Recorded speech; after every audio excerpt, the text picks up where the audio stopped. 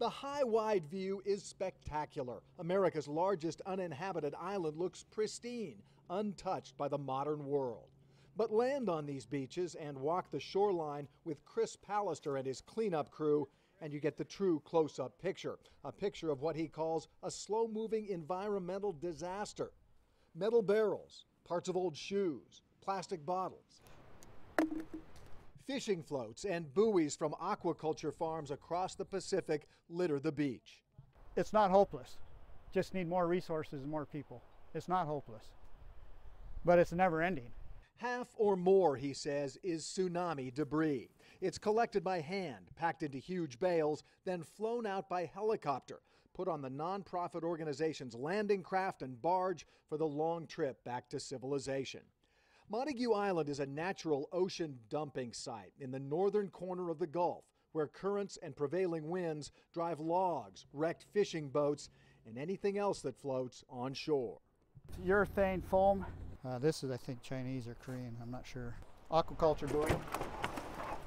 Suntory whiskey. Pallister says conditions are a little better this year. Heavier stuff is coming in now, but there's less of it. Last summer, in the first big wave of tsunami trash, the modern garbage on some Alaskan beaches increased 100-fold. A huge job for the crew trying to cover every inch of every beach. Job security, yeah. Based on what I've seen so far, it doesn't seem like you can find an end right now.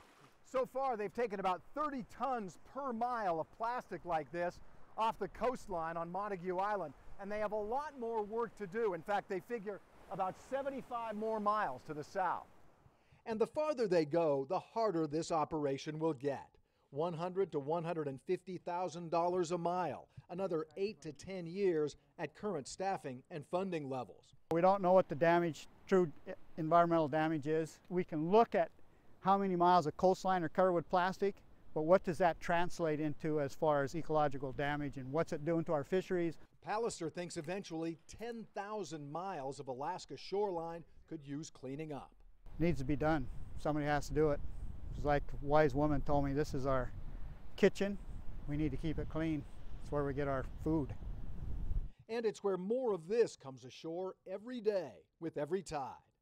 Alan Schauffler, Al Jazeera, Montague Island, Alaska.